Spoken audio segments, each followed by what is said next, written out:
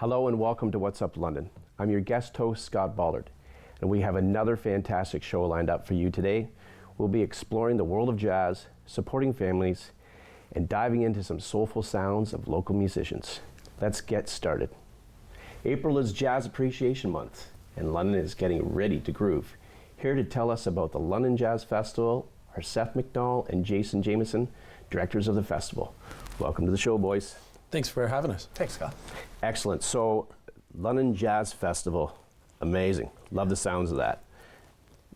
Tell us when it started. It's pretty new. Yeah, this is our second year that we're running it. The last year was the first year. We were pretty successful. We had a great time. We had, I think, 19 concerts in about 4 or 5 different venues.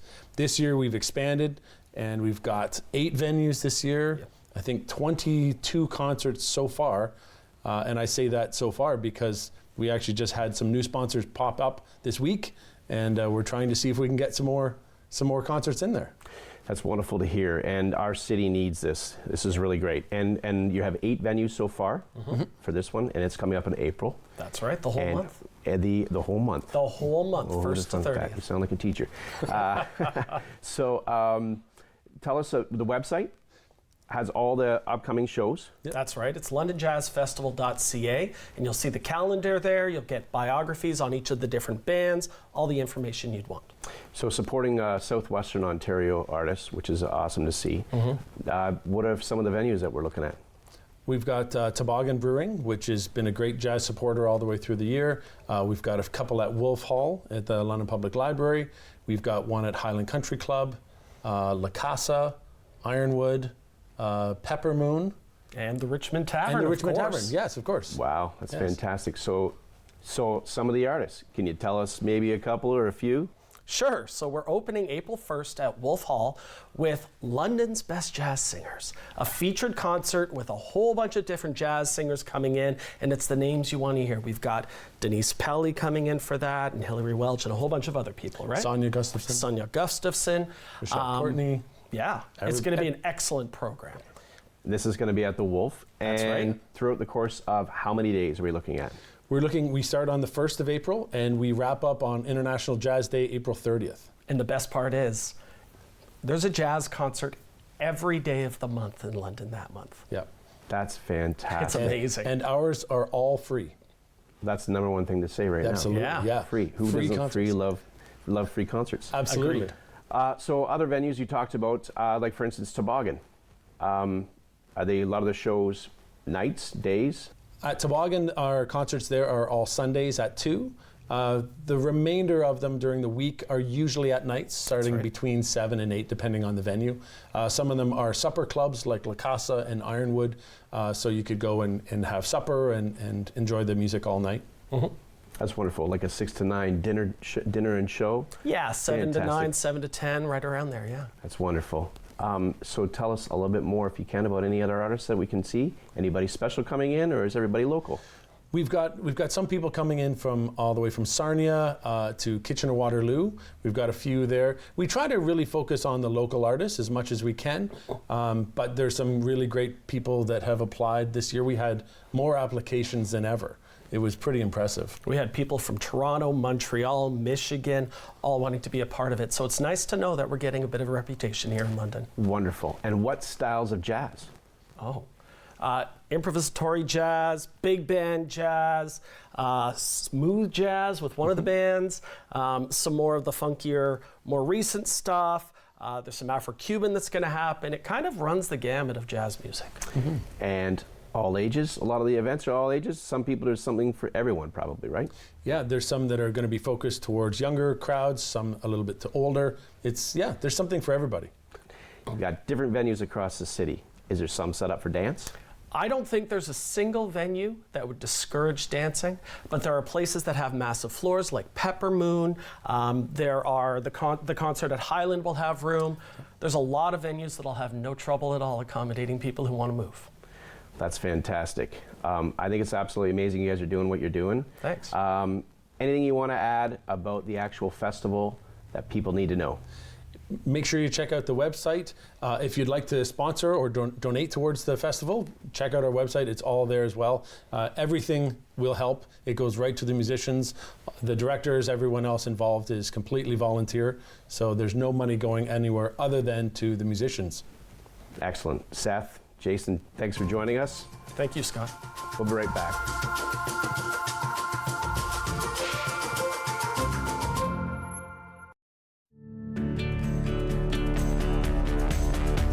This program is brought to you by Rogers Xfinity, connecting you to more of what you love.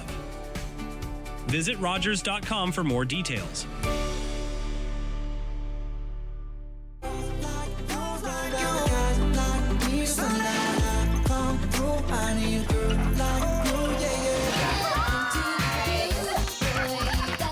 Your happy place. Easy 1013, the perfect music mix. Carbon monoxide is a deadly gas you can't see, smell, or taste. Homes with fuel-burning appliances and/or attached garages must have working CO alarms installed outside all sleeping areas. Don't let the silent killer get you. Install working CO alarms today.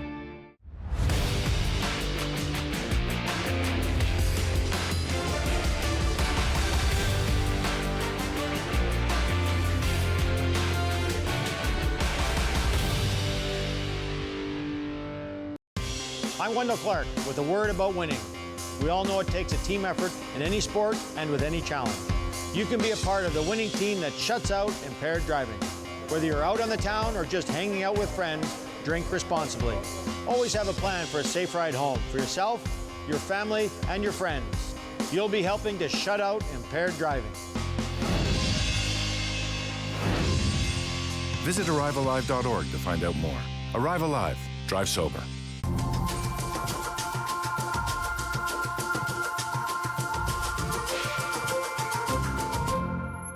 Welcome back.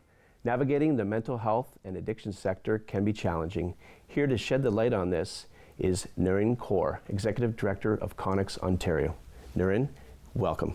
Thank you. I'm so happy to be here. It's excellent. So you tell us a little bit about Connex and how long it's been around for, and what's the purpose?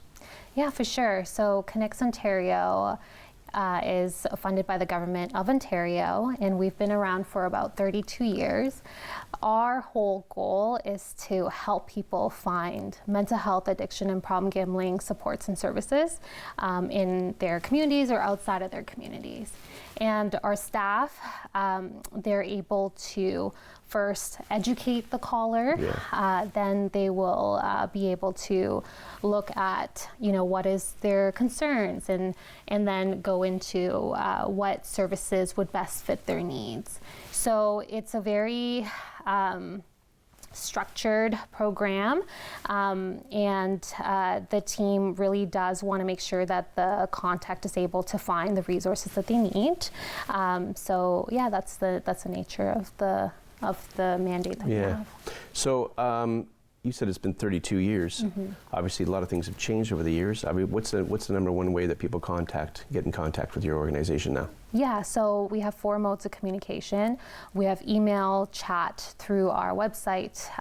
You can also text us 247-247, and that the 4th way is actually through phone as well. Excellent. And how long have you been with the organization? I've been there for about 7 years. I'm very passionate about mental health and addiction. I definitely think that people struggle trying to find resources that they need, or they're not aware about what services are available to them. So being able to contact somebody like an organization that has a full list of directory or supports that have a full scope of resources available in the province is beneficial for everyone. So a lot of people struggle to find the up-to-date information, and that is continuously changing. And obviously your website, which we have listed here, has a lot of the information on there. Yeah, so we have a team of staff that will validate the information with the community providers to ensure that it's up to date, and then they'll update our directory so that we're able to give out the most timely information.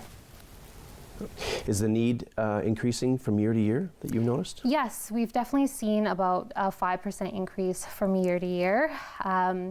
Now, we also, with the nature of our business, we do have individuals that are in crisis or distress that do connect with us, and our staff work with them to try to de-escalate as much as possible. So we know that 1 in 4 individuals will have a mental health concern in their lifetime, and statistically it shows that about 43% of Ontarians struggle trying to find mental health and addiction supports. Yeah, it's obviously a great organization to come together, obviously, for people that are in need. When as we know, there's a growing, and to hear 5% per year, obviously, that seems actually kind of low if you kind of think about a lot of things that are happening in the world. And obviously, but it's wonderful that you guys do what you do. Yeah, 5% may seem low, but with the lack of funding in the community sector, it's a huge demand. So when you look at the actual calls, we served about 90,000 last year in Ontario, and we are always looking for ways to collaborate with community partners and help people understand ConnexOntario and what we do and get our brand out there, because we know that it is challenging to navigate the mental health and addiction sector, and it can be quite complex. Yeah, for those that are in need, obviously, sometimes an email or a phone call or even a text message isn't possible. Yes, it's not possible. And with that, I think it's just that readiness stage.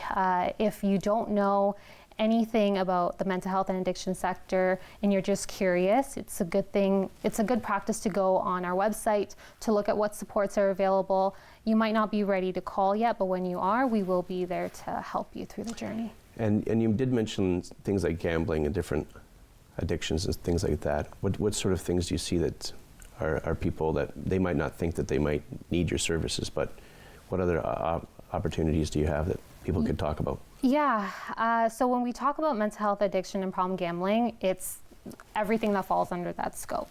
So you have, slot addiction, you have process addiction, which is like sex addiction, you have substance use issues. So whatever you're struggling with, the main point I'm trying to get across is that you don't have to try to figure it out alone. You can connect with our team and we can help you through the process. Our service is free, it's confidential, you don't have to release your name. Yeah. This is a space for you to just talk and be able to get as much information as you need for yourself to make the most informed decision, and our team will be able to help you through that. It's a growing need for sure. It's amazing the stuff that people are able to be able to reach out and get the opportunity to speak with someone. So thank you so much for coming on our show today there, Noreen. No problem. Thank you so much for having me. We'll be right back.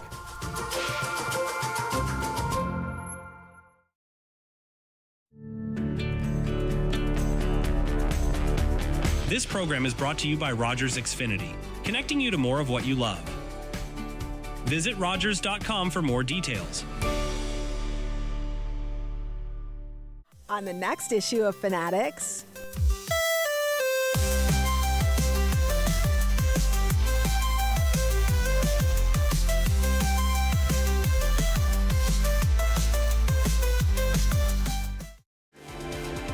Hi, I'm Dr. Mario Eli, host of Keeping London Healthy here on Rogers TV. Join us Wednesdays at 6:30 where we discuss health topics relevant to you and bringing on experts in the field to give you the best, most up-to-date information. See you then.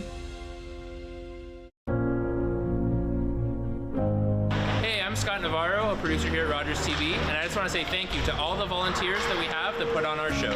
Whether that's hosts in front of the camera or volunteers behind the scenes, we couldn't do it without you, so I just want to say thanks. Summer days, summer nights, lots of things to do, places to go, and people to see. If you're having a few drinks, be sure to plan ahead and get home safely. We don't want to pick you up. Drinking drivers risk injuries to themselves and others and take chances with their license, their jobs, and their future. Remember what's at stake and choose your ride, whether you're the driver, the passenger, or the party host. Thanks for supporting sober driving. I hope we never meet. Visit arrivealive.org to find out more.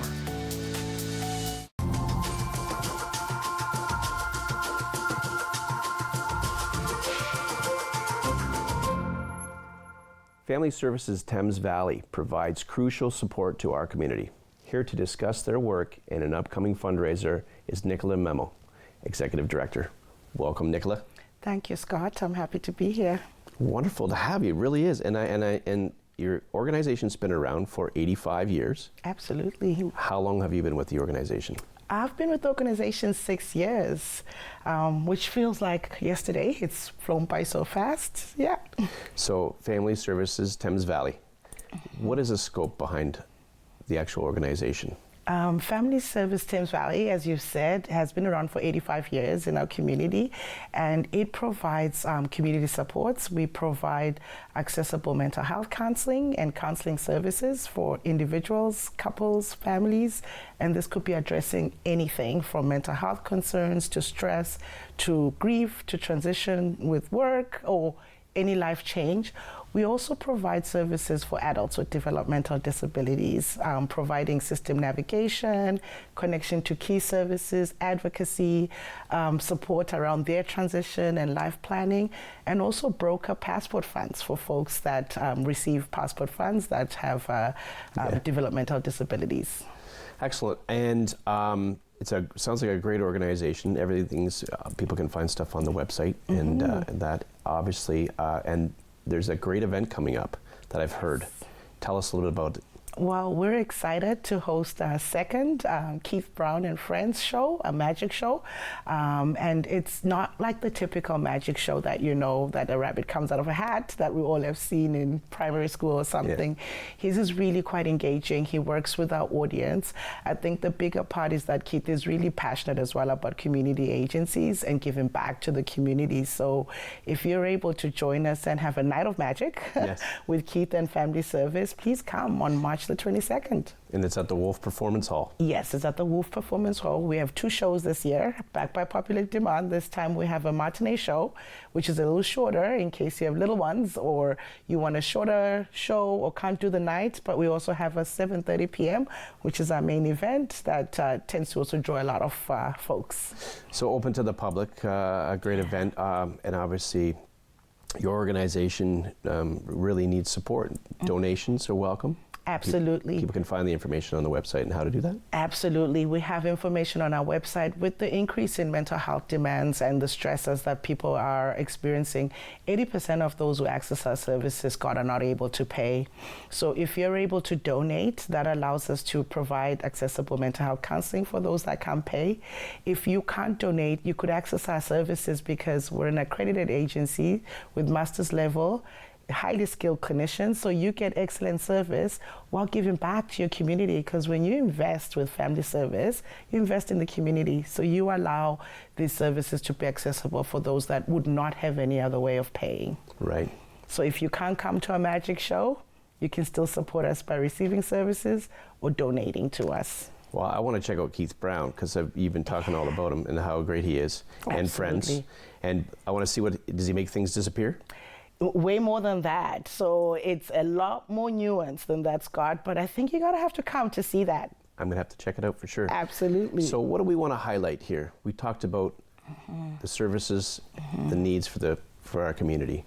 What would you like to highlight? I think I'd like to recognize that the community continues to do a great job at responding to needs. However, need is growing, demand is high, but we know that funding is shrinking and can't always necessarily keep up with that. So as community members, we also have a role to support our community and give to our community so that we're not leaving anyone behind, especially when it comes to mental health. That should be accessible to everyone.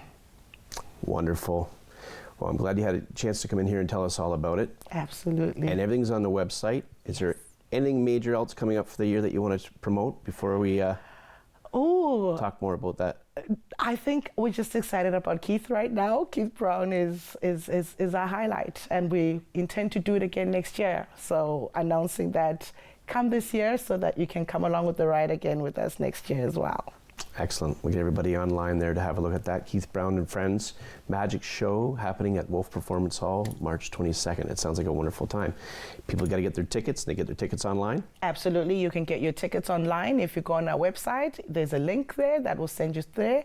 On our Facebook page as well, our socials, follow us as well. We love followership so that you can know about all the other neat things that we continue to do and our impact. Wonderful, Nicola. Thank you for joining us. Looking forward to the show and hearing more great things about your organization in the future. Thank you so much, Scott. We'll be right back.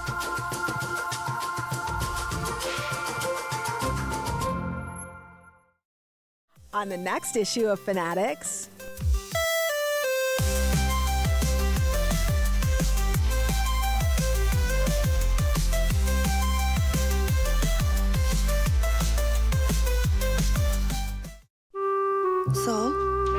Saul, toast is burning. Toast is not.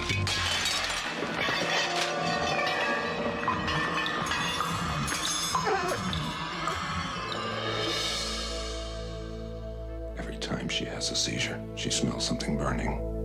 Now, if we can provoke that smell by probing the surface of the brain, we'll find the source of the seizures. Mrs. Gold, do you feel anything? I can see the most wonderful lights. And now what do you feel? Did you pour cold water on my hand, Dr. Penfield? Now what? What is it, Mrs. Gold? Burnt toast. Dr. Penfield, I can smell burnt toast. Dr. Wilder Penfield. He cured my seizures and hundreds more. They say he drew the roadmap of the human brain. We just called him the greatest Canadian alive. Hey, you want to see a show on Rogers TV that doesn't feature any human stars? Well, you've come to the right place. Watch Crumpet Corner, this brand new show full of laughs and, weirdness, chaos.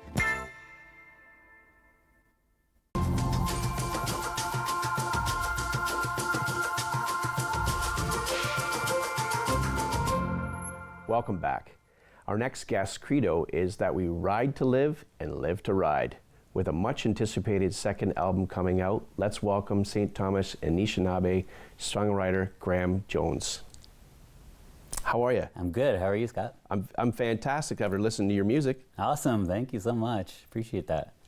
So tell me a little bit about yourself. How long have you been singing and songwriting? So my name is Graeme Jonez. I am a mixed Indigenous singer-songwriter, born and raised in St. Thomas, and I call Toronto, Ontario home now. And I've been performing, singing, songwriting for 20-something years.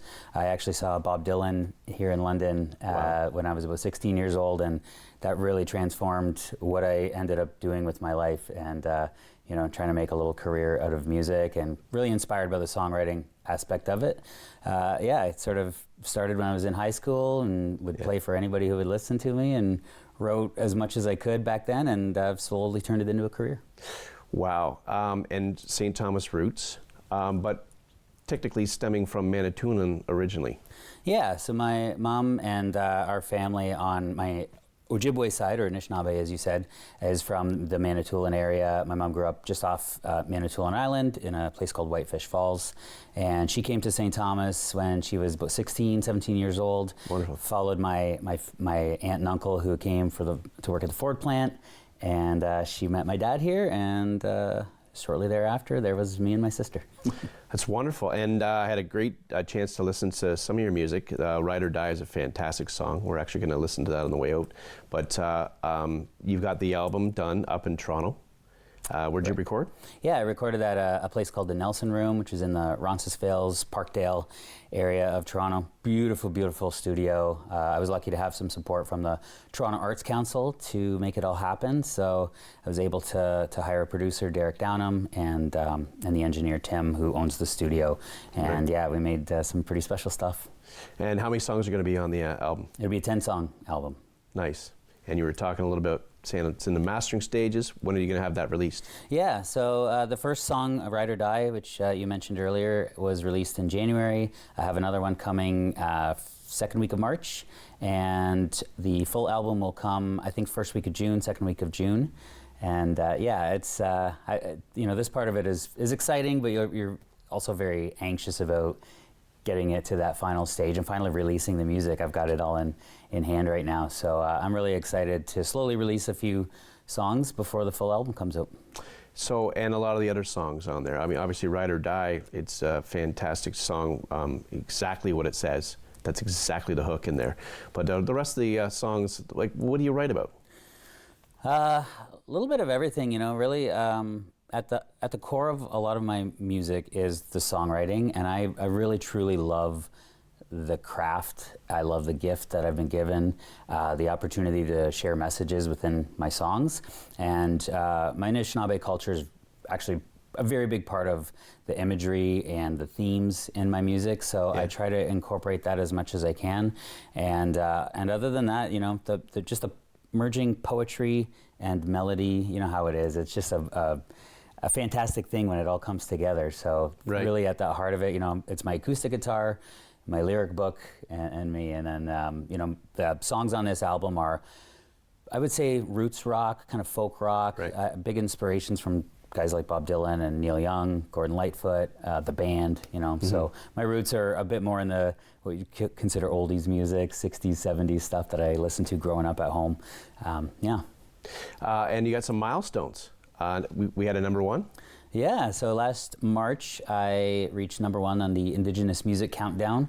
It was my first song that I'd ever had on the countdown, so to actually see it go to #1, it's like a top 40 countdown. It's partly based on votes, and you know, the song that that reached #1 is called "The Flood," and very bluesy, high energy song. And yeah, it just happened to be a fit, and you know, a lot of people really took to the song. And so yeah, I had a #1. I also had Single of the Year with Marilyn and Music Award. They're an Indigenous label based in Toronto. Wonderful. So yeah, I had some nice little successes in 2024. So people can find you online, and you've got some shows you're going to plan on doing this summer. You're going to be around the Ontario a little bit. Yeah, people absolutely. Can check you out. Yeah, for sure. I have a show actually in April that I won't say where yet. It hasn't been confirmed, but April 20th. I'm hoping to have this show locked in here in London, and just supporting it with some other shows between, I don't know, Belleville and this neck of the woods. So, you know, this is my core, is where my home is, where my people are, and I had a great set of shows in St. Thomas back in November. So yeah, and you can find me online. You know, my name is spelled uniquely, so it's Graeme, Graeme, Jonez with a Z, and I'm on Spotify, Instagram, Facebook, anywhere you want to look, you'll find me. That's excellent. Thanks for joining us. We're gonna play that song, your song "Ride or Die," on the way out. Awesome. Which is fantastic. Absolutely adored the song, man. Great job. Thank you. Appreciate it. Keep up the great work. We're looking forward to seeing all the great things before you coming back to join us too someday. Well, that wraps up an edition of What's Up London. Thank you for all of our guests for joining us today. Please support our guests by following them on social media and by liking and sharing this episode. Melissa will be back next week. Be sure to tune in for more local stories and events. I'm Scott Ballard. Thanks for watching.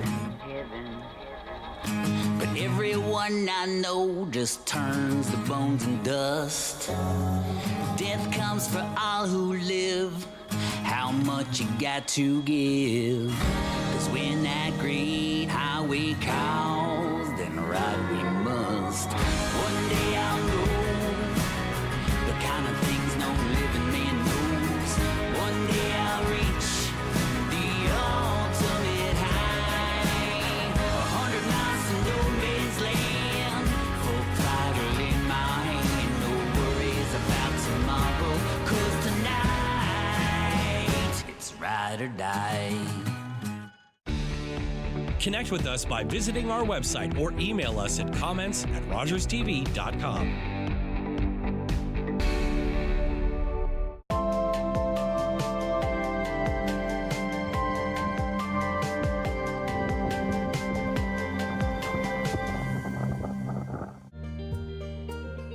Hi, I'm Kathleen from Hiking with Kathleen. Please join me this season where I bring you on my great adventures of hiking, paddling, and camping. And I bring you up close to wildlife as I see them on my hikes.